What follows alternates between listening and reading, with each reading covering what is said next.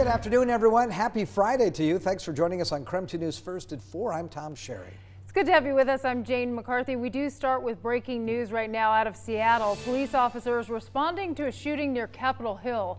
Seattle police say multiple victims are injured. Now, officials with Harborview Medical Center specifically say 2 men came into the hospital. Both of them are in satisfactory condition. Police say the suspects took off. We will keep tabs on this situation. We'll bring you the latest information right here on KREM 2 News. Taking a turn to a live look outside right now. Do we have that? Yeah, Riverfront right Park. It is gorgeous out there right now. We're expecting picture perfect weather for the next several days. On Monday too, Lime scooters and bikes, they are making a return. You're already working it, making a turn to Spokane. It's called the Wheel Share program, and it's launching this coming Monday morning. KREM 2's Tim Pham helps you get prepared to go for a ride. Is that the right one? Soft. Hold on. Still hot. Tim Pham is going to be telling us shortly, I believe, on how to ride the scooter, and which means keeping balanced, I guess. Yeah, exactly. So they introduced the Lime scooter, of course, last year. Huge hit, and now it is back. So Tim Pham is here with more.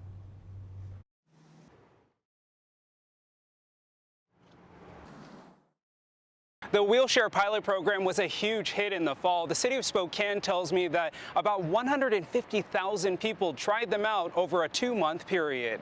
Get ready to scoot or ride around town. You will soon be able to use electric scooters or bikes through Lime and the city's Wheelshare program. Starting Monday, you can check out one of these. We asked you on Facebook what questions you have before hopping on. There's 3 main things you'll want to keep in mind. First, know your location. You can ride anywhere in Spokane, but if you're in downtown, you can only ride on bike paths or in the street. Even though we have wider sidewalks downtown, it's just a challenge and a danger when you have something going that fast with many people out and about. Outside of downtown, on streets with speed limits higher than 30, you can ride on the sidewalk, but pay attention to your speed. Take it easy to begin with. Take it slow and make sure that you feel comfortable before you ramp it up to full speed. In places like Riverfront Park, the devices will actually slow you down if you go too fast. These are GPS driven, and we can draw a line around the park, and as they enter that boundary, they'll slow down. They'll just coast to a slower speed, and that will allow you to then proceed more carefully through the park. Gonzaga is also considering regulating speeds on campus. While helmets aren't required, they're strongly encouraged. Anytime you're jumping on something with 2 wheels or 3 wheels or even in 4 wheels, we wear our seatbelts in our cars. Take precaution and be careful for yourself. The city is working with Lime to set up places to get a helmet and create return stations. The bikes and scooters cost $1 to unlock and 25 cents per each minute of use. You have to be 18 years old to ride and need to download the Lime app. I'm told the scooters and bikes are arriving Sunday night ahead of the launch, which is at 7 a.m. on Monday morning. Reporting in Spokane, I'm Tim Pham, KREM 2 News.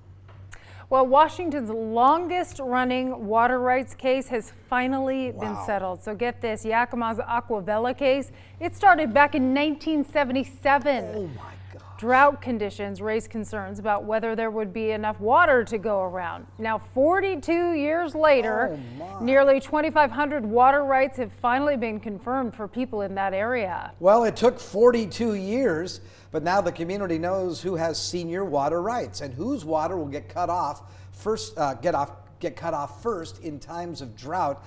Leaders with the Department of Ecology say they are happy the case is finally closed. 42 years. Wow. Well, Washington's wildfire season, unfortunately, is off to a busy start. So far today, get this, 170 wildfires have already been reported, and about half of those have been on the west side of the state. With record money now recently approved at the state and federal level, we wanted to see what that means for fire crews this season. The state legislature approved a record $50 million, and Congress approved $2 billion to be distributed over the next 8 years. That federal money is available this season. Public Lands Commissioner Hillary France says much of that federal money will be spent on drones. And we are heading into a gorgeous weekend. We're expecting some of the warmest temperatures of the year so far. Yeah, and it's going to get windy on Sunday, breezy on Sunday, so that obviously increases fire danger of fire spreading. But I will tell you this, the hot weather is not going to stick around, at least hot for this time of year. It'll cool down later on next week. In the meantime, it is warm. 76 degrees is the current temperature here in Spokane. Winds are out of the south at 7 miles per hour. You can see the barometric pressure now beginning to fall slightly. The weekend forecast, as Jane mentioned, picture perfect. We've got mostly sunny skies for both days. 83 degrees expected both on Saturday and Sunday. And of course, Sunday is Mother's Day. But again, breezy conditions. So folks are going to go out and do some camping on Mother's Day.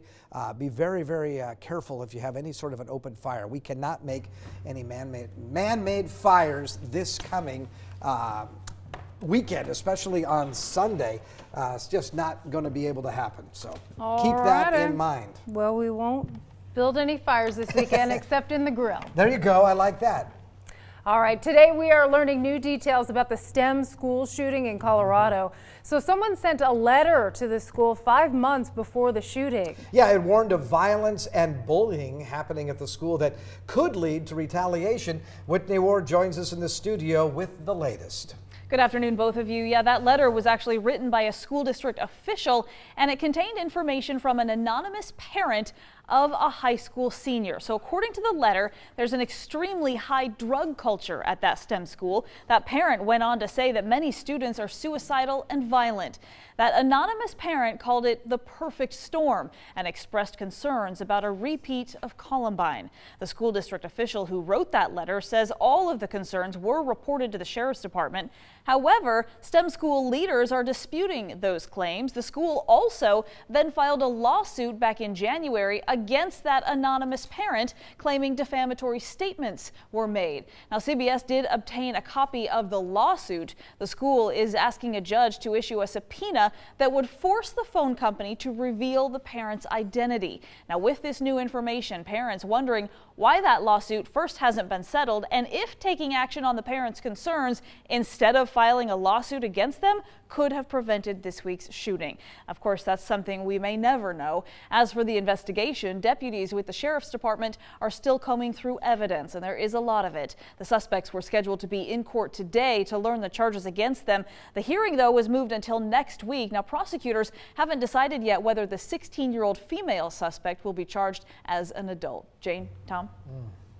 Well, the body of a missing Grangeville woman has now been found in Nez Perce County. The remains of Shanta Pankey were discovered near Buffalo Eddy on the Snake River, and this is all according to the Idaho County Sheriff's Office. Pankey disappeared last April while camping with her boyfriend. Authorities say she was last spotted at Pine Bar along the Salmon River. Pankey's family has been notified. The case, though, is still ongoing. Anyone with information is urged to call the Sheriff's Office. We know two things. We know that measles is a dangerous disease, and we know that false information on the internet is also dangerous. We do not have a vaccine against false information on the internet yet. Perhaps we will someday. Until then, we have to rely upon our joint ability to spread the truth and the science to all of our fellow citizens so they are not victimized by some of that falsity that they might see electronically.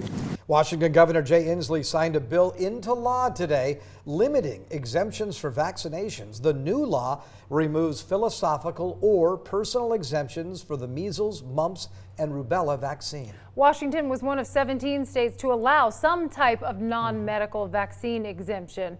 Parents can still opt children out of vaccinations for medical or religious obligations.